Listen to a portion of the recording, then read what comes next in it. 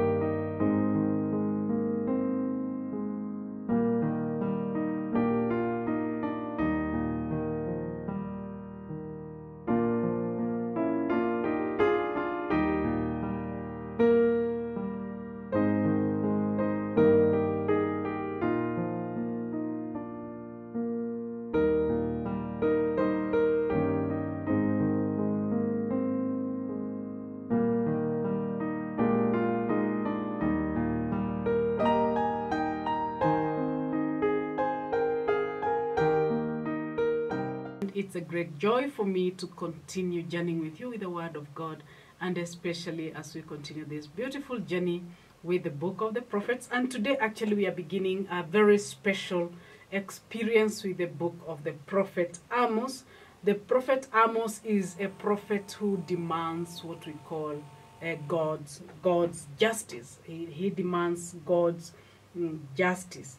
And of course, we know, or we are told, that the prophet Amos prophesied in the reign of Jeroboam of Israel. That is in the northern kingdom. And at that time, in the southern kingdom, the king was Uzziah, who also goes by the name Azariah. And he ruled the southern kingdom of Judah. Those are the two tribes where actually the Jerusalem is. And Jeroboam too ruled from 783 to 743 BC, and that was actually 40 years. And also Uzziah reigned from 781 to 740, that was 41 years. Now, Uzziah, if you remember, even from our study of the book of the Kings, Uzziah was a leper. Okay, he was a leper. Now remember the rule of the people of Israel. A leper was not allowed to go out, so he could never appear in public. That was the law of Moses, as we find it in the Torah. And you find that he used his son. To perform the public work. He was like his co-king, and this is Jotham. Jotham was the king of the son of the king Uzziah, and this you can read in 2 Kings chapter 15 verse 5. And these two kings, the king in the northern kingdom, that is Jeroboam the second, and the king in the southern kingdom, who is Amaziah, lived in peace. Remember, the two kingdoms had issues, but these two kings actually they were not interested with disturbing each other, so they lived relatively in peace.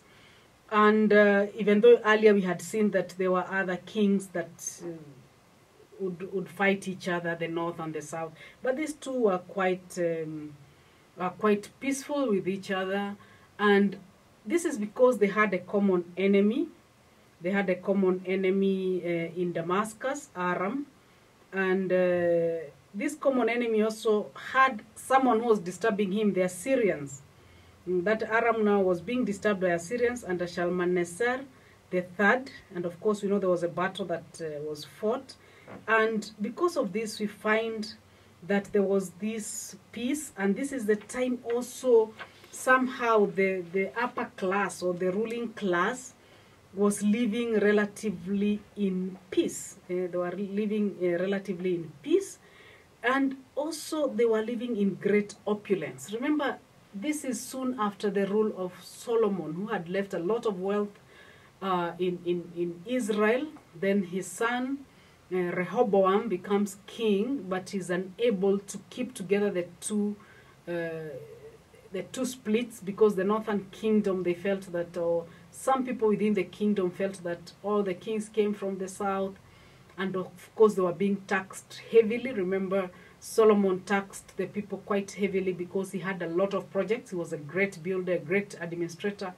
But each year, each month, each tribe had what they were supposed to submit to the king so that they could build the palaces, build the temple, build so many other things, and people are feeling the oppression of those taxes, as we would call them.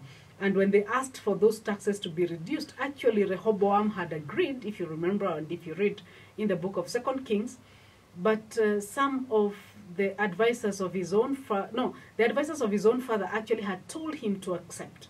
But he had also chosen some younger people to advise him, who told him not to accept. And because of that, we see Jeroboam the first, who was actually an army commander of his own father Solomon. He broke away, and in that rebellion, he defeated Rehoboam, and he becomes the king of the northern kingdom. So at this time, we see that there's a bit of peace between the two. There's a bit of wealth, because naturally, especially the north, they did not have to pay any more taxes to Jerusalem. So people are quite opulent. And this is the time we see Moses, Amos, I don't know why I'm calling him Moses, Amos comes into the scene, and he saw what was happening. We are told, when you read the book of Amos, you see that there was so much opulence among the upper classes. Most of them had even 2 houses. As you read the book, you'll talk about stone houses for winter, and the houses made of cedar, that is wood, for summer. And then there are women, the well-fed women of the upper classes, who are presented as ordering their husbands to fix them a drink. Of course, is a sarcastic critique of a degenerate patriarchal society and all that. And we see Amos coming into the scene.